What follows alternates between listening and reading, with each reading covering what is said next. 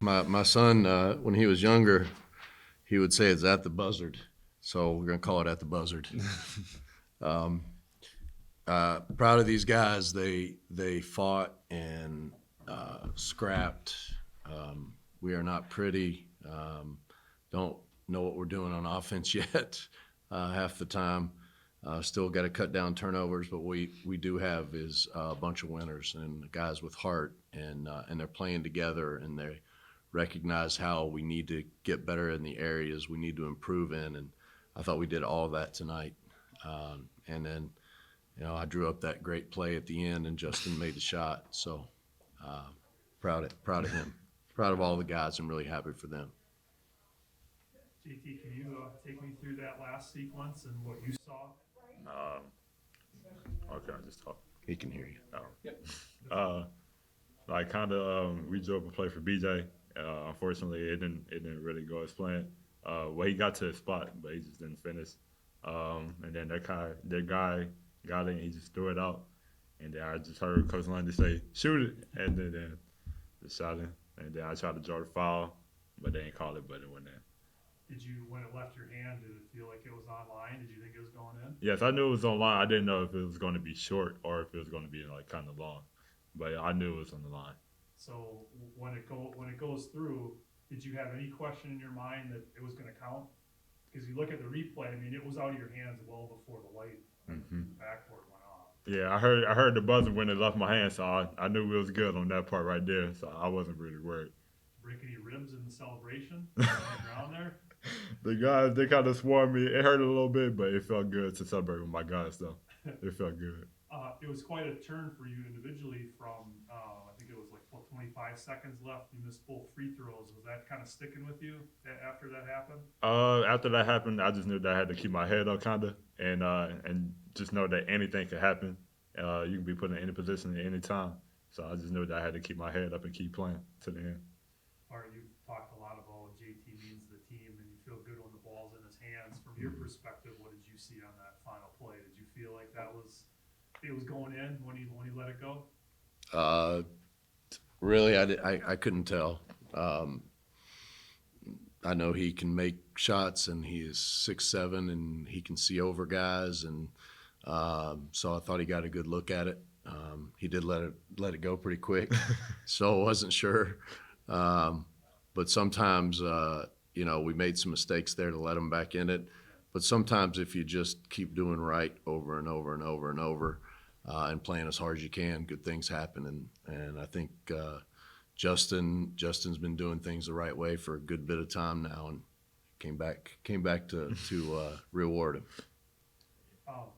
I've asked you about Kentrell before too, but this is a really big game, almost one board away from a double-double. You expect maybe assists, but not double-digit rebounding from that guy. What makes him so special at his size that he's able to get in there and just grab boards the way he does and battle? Is it his strength? He's got pretty good athleticism. In my experience, rebounding's just desire. Hard. Yeah, and guys have a nose for the ball. The guys that grow up playing, they see where the ball's coming off.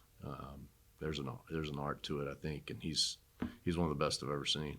And I've just been waiting for him to find his niche here. He's such a good player, and it hadn't clicked for him, and it started to click, and he got the little injury, but I'm happy that fans get to see who he really is, and they're going to see a lot more of that. JT, you practice against him all the time. Is he a pest? Yeah, he really is a pest. You got to box him out. You got to see where he is, because he's only 6 foot, but he has so much heart, and he's just everywhere. Yeah. For sure. The 3-point shooting we talked about last game, it's trending upward. Coming into the season, you felt pretty good about what you had in that area. Mm-hmm. You starting to see that now. The comfort with the offense maybe a little bit is coming, and then guys are getting a little bit more confident shooting. True. I don't know about the comfort with the offense, but we always knew we were going to make shots. We just got to get more of them. We've got to take care of the ball. But I do think guys are hitting their teammates on time and on target a little better than we were. And that's as much as the shot. You got to have a good pass. So I thought we got a lot of good dribble penetration. A lot of good paint touches. You'll like that one. Oh, yeah. A lot of Stats from the past. yeah, a lot of good paint touches, and we were making plays for each other. So the looks were clean, 10 toes to the rim, and you make those. The turnovers were a little bit of an issue in the second half. It started off kind of shaky, good for a while, and then there was that stretch there where, gave it up a few times in a row. Is this something that you're just gonna have to work through? You're gonna kind of not accept it, but it is what it is until that comfort level comes with the offense and guys get a little bit more versed in what you want. Yeah, I think it's a it's a multi-tiered issue for us. Some of it is comfort. Some of it is we're pretty good dribblers. We're not great passers.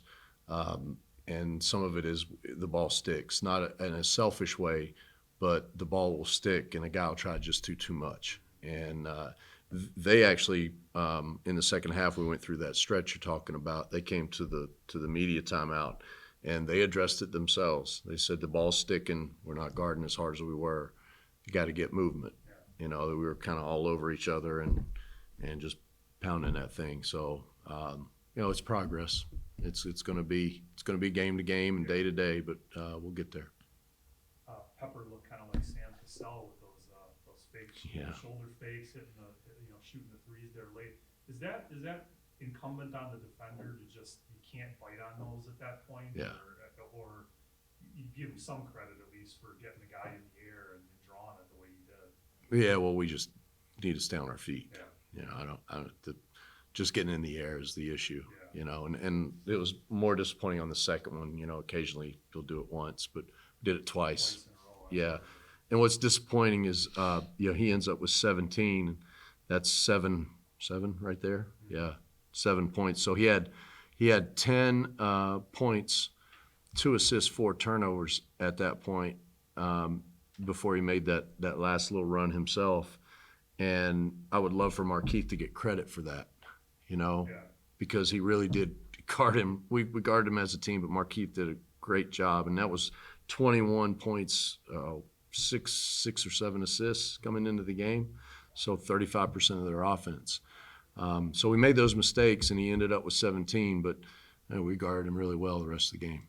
On the flip side, Johnson went off, obviously. Was he a guy that you had circled on the scout too, or was that a little bit more of a surprise? Yeah, we knew with our full court pressure, always those guys that are kind of downhill fast guys can give us problems, and he broke our pressure a good bit.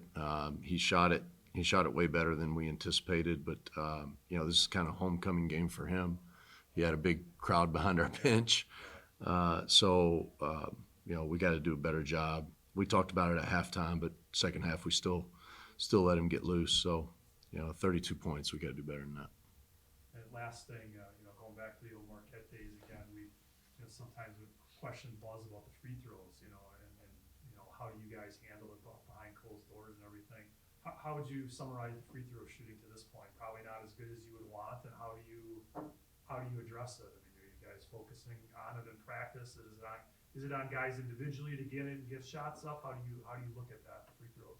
Yeah, it is on guys individually, and I'm going to give you I have the same philosophy Buzz had. You got to be tough enough to stand up there and make the free throw. If you're not making them, you need to get your tail in the gym and shoot. All we do free throw sprints. So you get a one-on-one, and in my experience, you can stand in the gym and shoot them as a team all day long, and sometimes you get worse. You put them up there and knowing their teammates are going to run, and when they have a one-on-one, when they don't make those, they get in the gym themselves.